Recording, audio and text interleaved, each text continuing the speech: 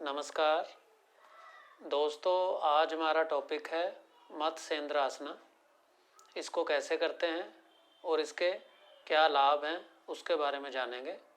दोस्तों, इसके बहुत लाभ हैं। उनमें से एक तो ये सर्वाइकल की प्रॉब्लम को सही करता है, दूसरा हमारे इम्यून सिस्टम को स्ट्रॉन्ग करता है, ये हमारे डाइजेस्टिव सिस्टम को भी इम्प्रूव करता है, और जिनको कॉन्स्टिपेशन की प्रॉब्लम रहती है यानी कब्ज की, तो उसको भी पूरी तरह से सही करता है जड़ से। ये शुगर डायबिटीज़ को भी सही करता है, और जो किसी को किडनीज़ की प्रॉब्लम होती है उसमें, या किडनीज़ में कोई किसी तरह की व्याधियां हैं, उसको दूर करता है। इसको शियाटिका की प्रॉब्लम में भी किया जाता है। और दोस्तों, एक बहुत बड़ा फ़ायदा है इसमें, जो CNS हमारा सिस्टम होता है ना, सेंट्रल नर्वस सिस्टम, तो उसको ये बहुत इम्प्रूव करता है।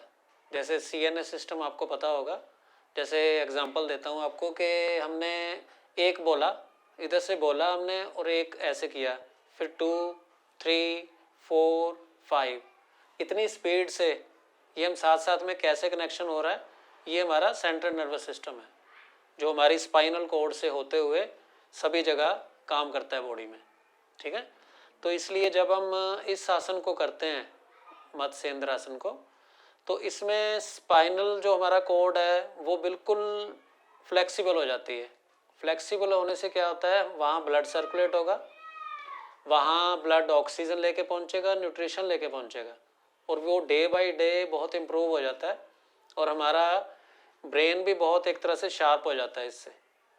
वो भी बहुत अच्छा वर्क करता है, जल्दी थकता नहीं है, जल्दी कैच करता है हर बात को। जैसे कईयों को होता है ना कि उनकी कैचिंग पावर कम हो जाती है, कि किसी ने कुछ बोला और आप तक लेट पहुंचा। जैसे किसी ने कहा कि सर ऐसे करना है, तो आप एकदम से कहेंगे 1-2 सेकंड रुक के क्या कहा है आपने, तो ऐसे करके करेंगे। तो वो चीज़ पे भी इसका काम होता है। तो ये बहुत बड़ी बात है, क्योंकि जो सेंट्रल नर्वस सिस्टम है वो बहुत ज़रूरी है बॉडी के लिए। नहीं तो बॉडी अपने आप सीधी खड़ी भी नहीं हो पाएगी, क्योंकि ब्रेन अगर इसको सिग्नल नहीं देगा तो ये बहुत बड़ी प्रॉब्लम है। क्योंकि मेरे पास जो आते हैं लोग, उनको मैं जिनको बताता हूँ उनकी फ़िज़िकल प्रॉब्लम के हिसाब से, तो मुझे इसलिए पता है कि ये कितनी बड़ी प्रॉब्लम होती है। कईयों के अलाइनमेंट ऐसे बिगड़ी होती है कि वो निकलते तो सैर करने हैं, आप हैरान होंगे, तो उनको अपनी जो जिधर सीधा चलना चाहते हैं वो वहाँ तक सीधा नहीं चल रहे होते, वो अपने आप ही थोड़ी सी जगह उनकी चेंज हो जाती है। उनके अलाइनमेंट कह सकते हैं कि पैर अपने आप दूसरी तरफ जाते हैं, उनका ब्रेन और पैरों का कनेक्शन नहीं बन रहा होता। कहने का मतलब मसल और माइंड का कनेक्शन नहीं बन रहा होता। तो ये बहुत बड़ी बात है इस आसन से, जो फ़ायदा होता है इससे। और दोस्तों, एक चीज़ और है कि जब हमने कोई भी आसन करने या योगा स्टार्ट करने लगे हैं, तो थोड़ा सा हमें 4-5 मिनट का वार्म अप ज़रूर करना है, ताकि हम उसका पूरा लाभ ले सकें जो हम आसन या क्रियाज करने लगे हैं। और दूसरा, हमें कोई इंजरी ना हो, इंजरी से भी हमने बचना है। और इसलिए बॉडी हमारी वार्म होगी, तो वो जिधर को हम थोड़ा बहुत मोड़ना चाहेंगे उसको, या उसको स्ट्रेच करना चाहेंगे, तो वो ईजिली हो पाएगी। नहीं तो मसल पुल होना या इंजरी होना, इस तरह की चीज़ें ये आम हो जाती हैं। तो इसलिए हमें या तो किसी अच्छे योग टीचर की देखरेख में करना चाहिए, या हमें अगर थोड़ा थोड़ा समझ के हम खुद कर रहे हैं घर में वीडियो देख के जैसे, तो पहले वार्म अप ज़रूर कर लें। ये भी एक बहुत मेजर पार्ट है योगा का या कोई भी एक्सरसाइज का। ठीक है, तो अब हम मत्स्येंद्र आसन को करना सीखते हैं। दोस्तों, पहले हम इसमें आसान तरीका सीखेंगे, फिर जो लोग थोड़ा एडवांस करना चाहते हैं, या जैसे डे बाय डे होता है ना कि हमने जो सिंपल वाला वो कर लिया इजीली, और उसके बाद हम चाहते हैं कि हमें और फ़ायदा जो बॉडी को मिलना चाहिए, जो मैंने फ़ायदे बताए हैं, तो उसके लिए हमने थोड़ा और इसको एडवांस में करना है प्रॉपर। तो मैं दोनों तरह से बताता हूँ। ठीक है, पहले हम नॉर्मल में चलेंगे, जो सभी कर सके बिगनर। इस तरह से पहले हमने ये पैर को इस तरह से पूरा पीछे ले जाना है, लेफ्ट लेग को बेंड करते हुए, और दूसरा पैर यहाँ पे रख लेना है। ठीक है, इस तरह से। और स्पाइन को बिल्कुल सीधा रखना जरूरी है। स्पाइन को जितना सीधा रखेंगे, वो ट्विस्ट करेंगे तो वो ज़्यादा हमें उसका लाभ होगा। इस तरह से पूरा पहले सीधा करते हुए आर्म को उठा के पीछे हाथ को ऐसे दूर रखेंगे और ऐसे एल्बो लगाते हुए ये इसको ऐसे नी को पुश करेंगे और ऐसे सीधा रख के फेस ऑपोजिट साइड ऐसे, ठीक है। ये होल्ड रखेंगे इस तरह से 1 2 3 4 5 6 7 8 9 10। Yes, relax. जब भी हमने छोड़ा हमने गहरी सांस 2 3 4 जरूर लेनी है ताकि हमारा जो ब्लड है वो वहाँ पे पहुँचे, ऑक्सीजन न्यूट्रिशन लेके पहुँचे, ठीक है। ये चीज़ का ध्यान में रखना है। और अब हम इसको जो थोड़ा एडवांस करना चाहते हैं उसमें सीखेंगे, ठीक है। पहले लेग को सीधा कर लेंगे। मान लो लेफ्ट लेग को आपने सीधा किया और राइट को ऐसे पैर को पकड़ा और ये जो हमारा नी है ना, नी पे हमारा जो पैर का ये टो का कॉर्नर है, इसको इससे बाहर नहीं जाना चाहिए उधर, ऐसे हमने थाई की तरफ ही रखना है इसको, ठीक है।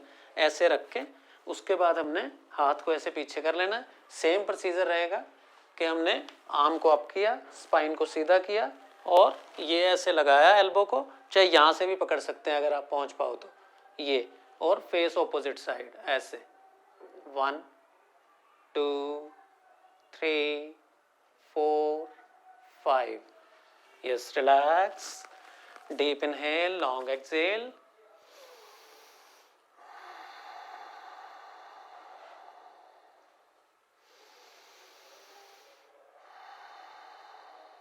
गहरी सांस लेंगे, लंबी सांस छोड़ेंगे।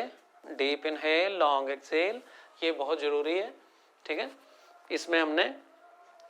इसमें अब हमने जो सेट करने हैं वो ये करना है, हमने 30 सेकंड एक साइड रोका, 30 साइड दूसरी साइड रोका, सेम उसी तरह से जैसे मैंने लेफ्ट लेग सीधी बताई है करने के लिए, उसी तरह से राइट लेग सीधी होगी क्योंकि दोनों तरफ से करना है हमने इस तरह से। और ये पैर रखा यहाँ पे थाई के इधर, ठीक है। और इस बार हमने जो राइट है हमारी आर्म उसको सीधा करते हुए हाथ पीछे ऐसे ये और ऐसे रखा, ऐसे लगाया और फेस ऑपोजिट साइड, ठीक है, ऐसे 1 2 3 4 5। Yes, relax. ऐसे आराम से हम फेस को अप करके रिलैक्स कर सकते हैं। गहरी सांस लेंगे इस तरह से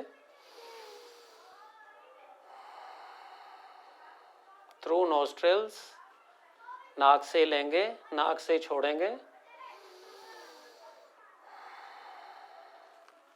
इसी तरह से हमने 4 बार एक तरफ करना है, 4 बार एक तरफ करना है। ये हमारे 4 सेट टोटल होंगे। और जो कितने सेकंड्स रोकना है वो हमने सिर्फ इसको पहले स्टार्टिंग में सिर्फ 5 सेकंड भी रोक सकते हैं आप, डे बाय डे बढ़ाते जाएं और 30 सेकंड्स तक पहुंच जाएं, ठीक है। इतना करने की कोशिश करेंगे, इससे हमें पूरा लाभ मिलेगा। और दोस्तों एक चीज़ ये भी है कि किसने ये आसन नहीं करना, ठीक है, किसके लिए ये हार्मफुल रहेगा। जिनकी कोई स्पाइन की सर्जरी हुई है रिसेंटली, मान लो उसको 6 महीने से या 8 महीने से कम टाइम हुआ है, तो उसने नहीं करना। और अगर करना है तो आपने अपने डॉक्टर की सलाह से करना है या किसी अच्छे योग टीचर की सलाह से करना है। और दूसरा एक चीज़ ये भी है कि सर्जरी जो हम आजकल एक समझ लो कि मैं ट्रेंड तो नहीं कह सकता, लेकिन एक माहौल ऐसा बन चुका है कि फटाफट लोग सर्जरी की तरफ जाते हैं। और सर्जरी जल्दी, मैं किसी डॉक्टर को बुरा नहीं कह रहा, उनका प्रोफेशन है, उन्होंने जो सीखा है मेडिसिन देना या सर्जरी करना, ऑपरेशन करना, वो वही करेंगे, वो अपनी जगह बिल्कुल ठीक कर रहे हैं। लेकिन हमने कोशिश ये करनी है कि जो चीज़ नेचुरल तरीके से एक्सरसाइज से, योगा से सही हो सकती है, तो उसको हम फटाफट तेज़ी से सर्जरी की तरफ नहीं भागेंगे अगर हमें कोई बहुत इमरजेंसी नहीं है तो, ठीक है। तो आशा करता हूँ आपको वीडियो काफ़ी आपके लिए हेल्पफुल रहेगी। तो मिलते हैं ऐसी ही और अच्छी वीडियोस के साथ। तब तक के लिए नमस्कार, धन्यवाद, गॉड ब्लेस यू ऑल।